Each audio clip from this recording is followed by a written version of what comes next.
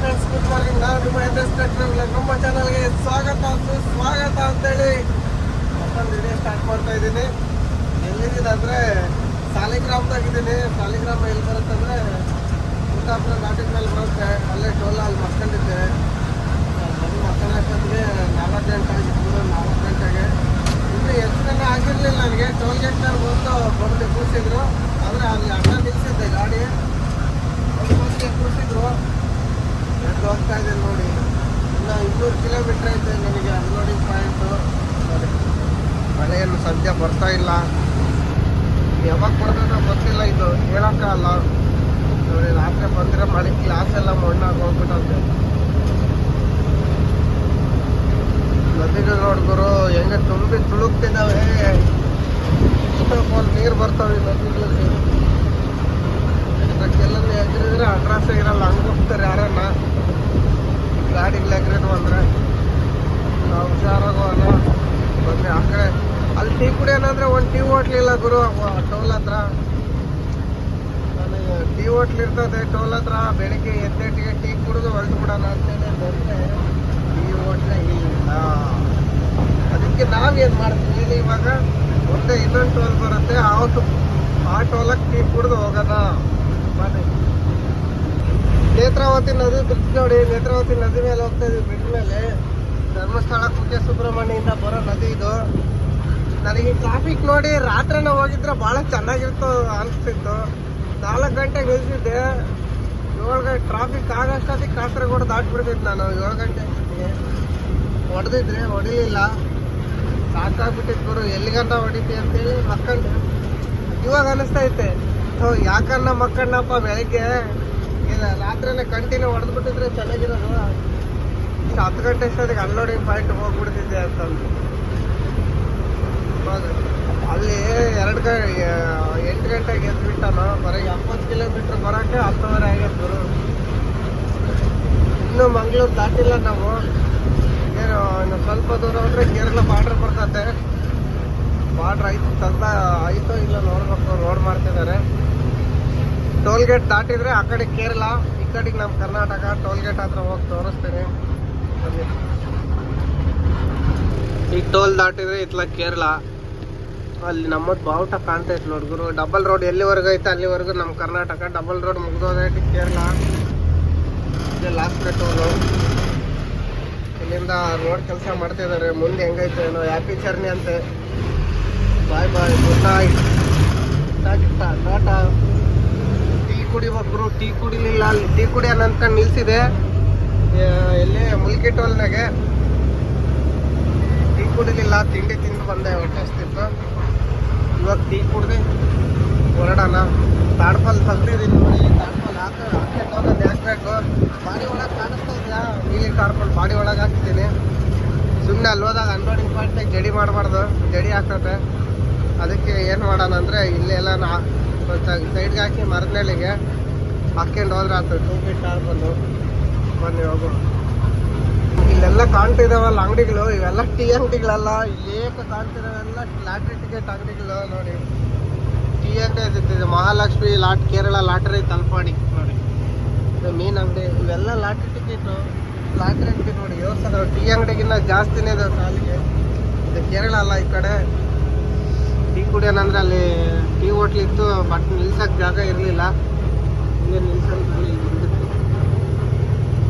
ಗುರು. ಇದೆಲ್ಲ single road ಇತ್ತು ಮೊದಲು. 4 ಲೈನ್ ಹೈವೇ ಆಗೈತೆ ನೋಡಿ. ಎಲ್ಲಿಗನ್ನ ಮಾಡಿದಾರೋ ಗೊತ್ತಿಲ್ಲ. ನಾನು ಮೊನ್ನೆ ಲಾಸ್ಟ್ ಶಬರಿಮಲೆಗೆ ಹೋಗಿ ಬರ್ಬೇಕಾದ್ರೆ ಕೆಲಸ ಮಾಡೋರು. ಇಲ್ಲಿ ಇದು ಕ್ಯಾಲಿಕಟ್ಟಿಂದ ಹತ್ಲಾಗೆ ಹೋಗಿದ್ದು. ಹಾಗೆ ಸುಲ್ತಾನ್ ಬೇತರಿ ಮೇಲೆಲ್ಲ ಹೋಗ್ಬೇಕಾದ್ರೆ ಹೋಗಿದ್ದು. ಬರ್ಬೇಕಾದ್ರೆ ಧರ್ಮಸ್ಥಳಕ್ಕೆ ಬಂದ್ವಿ ಆ ಕಾಸರಗೋಡಿಂದ. ಇದು ರೋಡ್ ಎಲ್ಲಿವರೆಗೆ ಆಗೈತೆ ಗೊತ್ತಿಲ್ಲ ನೋಡಿ.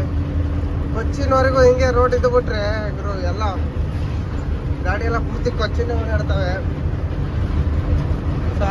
ದಾರಿನ ಸಾಗೋದು ಗೊತ್ತಾಗಲ್ಲ. ಕೊಚ್ಚಿವರೆಗೆ ಇದು ಬಿಟ್ರೆ ಹಿಂಗೆ ರೋಡು. ಇವಾಗ ಎಲ್ಲಿವರೆಗೆ ಆಯ್ತು ನೋಡೋಣ ಬನ್ನಿ. ಇದೇ ಥರ 4 ಲೈನ್ ಗುರು. ಇವಾಗ ಕಾಸರಗೋಡು ದಾಟಿ ಬಂದೆ. ನಾನೇನು ರೋಡೆಲ್ಲ ಮಾಡಿದಾರೆ ಅಂದ್ಕೊಂಡೆ. ಅಲ್ಲೇ ಒಂದು 10 ಕಿಲೋಮೀಟ್ರ್ ಅಷ್ಟೇ ಮಾಡಿರೋದು ಅದು ಹೈವೇ. ಆಮೇಲೆ ಡೈವರ್ಷನ್ನು ಕಾಸರಗೋಡಿಗೆ ಬರೋಷ್ಟೊತ್ತಿಗೆ ಸಾಕಾಗೋಟ್ಟು. ಇವಾಗ ಕಾಸರಗೋಡಿಗೆ ಬಂದು ಸಿಟಿ ಗ್ಲಾಸ್ ಬಂದು ಸಿಗ್ನಲಾಗಿ ಲೆಫ್ಟಿಗೆ ತಗೊಂಡು ಹೋಗ್ತಾ ಇದ್ದೀನಿ. ಎಲ್ಲಿಗೆ ಆ ಕಡೆ ತೆಲೆಂಚೇರಿಗೆ ಟಚ್ ಆಗುತ್ತೆ ಬಂದು ತೆಲೆಂಚೇರಿ ನೀಲೇಶ್ವರ ಅಂತೇಳಿ ಬರುತ್ತೆ, ಅಲ್ಲಿಗೆ ಟಚ್ ಆಗುತ್ತೆ. ಇವಾಗ ಹೈವೇ ರೋಡ್ ಮಾಡ್ತಿರೋದು ಆ ಕಡೆ ಮೊದಲು ಹಳೆ ಬೈಪಾಸ್ ಇತ್ತು, ಅಲ್ಲಿಂದ ಮಾಡ್ತಿದ್ದಾರೆ. ಅಲ್ಲಿಗೆ ಅಲ್ಲಿ ಹೋದ್ರೆ ಮುಗ್ದೋಗುತ್ತೆ ನಮ್ಮ ಕತೆ. ಇನ್ನು ಈ ರೋಡು ಎಲ್ಲಿಂದ ಚಾಲು ಐತೋ ಗೊತ್ತಿಲ್ಲ, ನೋಡೋಣ ಬನ್ನಿ ಹೋಗೋಣ. ನೀಲೇಶ್ವರಮಿಗೆ ಟಚ್ ಆಗುತ್ತೆ ಈ ರೋಡು, ಇಲ್ಲೇ ಓಡಾಡ್ತಿತ್ತು ನಮ್ದು. ಇದು ಕೊಚ್ಚಿಗೆ ಹೋದ್ರೆ ಕೊಚ್ಚಿ ಕ್ಯಾಲಿಕೇಟ್ ಬಂದರೆ ಹಿಂಗೆ ಓಡಾಡ್ತಿತ್ತು. ಕೆಲವರು ಆ ಕಡೆ ಭಾಳ ಓಡಾಡೋರು. ಆಮೇಲೆ ನಾವು ಈ ರೋಡ್ ನೋಡ್ಕೊಂಡು ಇಲ್ಲೇ ಬಂದ್ವಿ.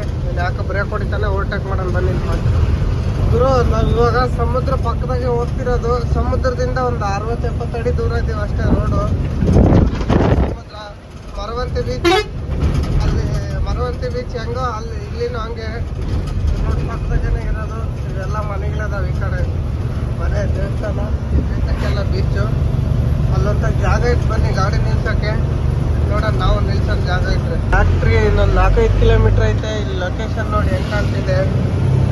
ಫ್ಯಾಕ್ಟ್ರಿ ಲೊಕೇಶನ್ ಹಾಕ್ಕೊಂಡು ಹೋಗ್ತಾ ಇದ್ದೀನಿ. ಒಂದು 5-6 ಕಿಲೋಮೀಟ್ರ್ ಐತೆ ಅಷ್ಟೇ ಫ್ಯಾಕ್ಟ್ರಿ. ಎಂಥ ರೋಡ್ ಅಂದರೆ ಗುರು, ಒಂದು 15 ಕಿಲೋಮೀಟ್ರ್ ಬರೀ ಫಸ್ಟ್ ಸೆಕೆಂಡ್ರಾಗ ಬಂದೀನಿ. ಅಂಥ ರೋಡು ಬರೀ ಅಪ್ಪು ತಳಿಪರಂಬ ಅಂತೇಳಿ. ಅದೇ ನೋಡ್ತೀವಿ ಎಂಥ ಗಾರ್ಡನ್ನೇ ಕಟ್ಕೊಂಡಿದ್ದಾರೆ. ಇವಾಗ ಮಳೆ ಬಂದು ಬಿಟ್ಟತೆ, ಅದೇ ಸೆಕೆ ಆಗ್ತಾಯಿತ್ತು. ಇಲ್ಲಿ ಫಸ್ಟ್ ಸ್ನಾನ ಮಾಡ್ಬೇಕು ಹೋಗಿ. ವಾಟ್ರ್ ತಾಡ್ಪಲ್ ಹಾಕಿದ್ರೆ ಬಾಡಿಗೆ ನೀರು ನಿಂತಿರೋ ಅದ್ರಾಗೆ ಸ್ನಾನ ಮಾಡ್ಬೋದಾಗಿತ್ತು. ಆದರೆ ಬಾಡಿ ಇದು ಹಾಕಿಲ್ಲಲ್ಲ, ಫ್ಯಾಕ್ಟ್ರಿಗೆ ಹೋಗಿ ಸ್ನಾನ ಮಾಡೋಣ ಬನ್ನಿ. ಫಸ್ಟ್ ಊಟ, ಆಮೇಲೆ ಸ್ನಾನ. ಸರಿಯಾಗಿ ಮಹಾರಾಷ್ಟ್ರದಾಗೆ ಸರಿಯಾಗಿ ಊಟನೇ ಮಾಡಿಲ್ಲ. ಇಲ್ಲ ನಾವು ನೆಮ್ಮದಿಯಾಗಿ ಊಟ ಮಾಡೋಣ ಬನ್ನಿ. ನಾನು ಖಾಲಿ ಮಾಡೋ ಜಾಗಕ್ಕೆ ಬಂದಿದ್ದೆ. ಇನ್ನೇನು ಇನ್ನೊಂದು ಕಿಲೋಮೀಟ್ರ್ ಐತೆ ಅಷ್ಟೇ ಪಾಯಿಂಟು. ನೋಡಿ ನೀವು ಹೆಂಗೆ ಕಾಣ್ತಾ ಇದೆ ಈ ಕಡೆ ಅಡ್ಡ ಬಂದ. ನೋಡಿ ನೀವು ಹೆಂಗೆ ಕಾಣ್ತಾ ಇದೆ, ಎಷ್ಟಕ್ಕಂತ ಕಾಣ್ತಿದೆ ಅಲ್ಲ. ಇಲ್ಲೊಂದ್ಸಲಿ ಸಿಮೆಂಟ್ ಖಾಲಿ ಮಾಡೋಕ್ಕೆ ಬಂದಿದ್ದೆ, ಇಲ್ಲ ಗುಡ್ಡದ ಮೇಲೆ. ಅಲ್ಲಿ ಪಾಯಿಂಟಿಗೆ ಗಾಡಿ ಹಾಕಿ ಬರೋಣ ಬನ್ನಿ. ನೋಡೋಣ ಆ ಕಡೆ ಅಲ್ಲಿ ಜಾಗ ಇದೆ, ಎಲ್ಲ ಲೆಫ್ಟಿಗೆ ಅಂತ ಇತ್ತು. ನೋಡಿ ಹೆಂಗೆ ಕಾಣುತ್ತೆ.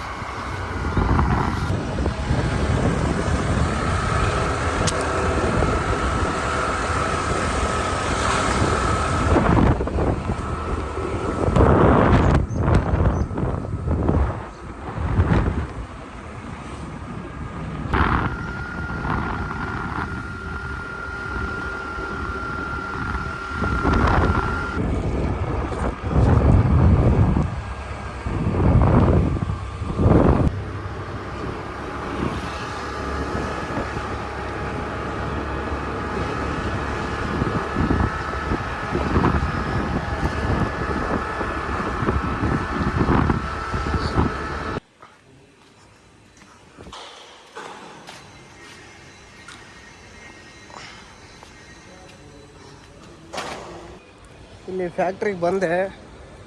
ಫಸ್ಟಿಗೆ ದಾರಿಗೆ ಬರ್ಬೇಕಾದ್ರೆ ಯಾಕವನ್ನ ಬಂದೆ ಕೇರ್ಲಕ್ಕಂತ ಅಷ್ಟು ಬೇಜಾರು ಅನಿಸ್ಬಿಡ್ತು. ಯಾಕಂದ್ರೆ ರೋಡ್ ಕೆಲಸ ನಡೀತಿದೆ, ಫುಲ್ ಡೈವರ್ಷನ್ನು.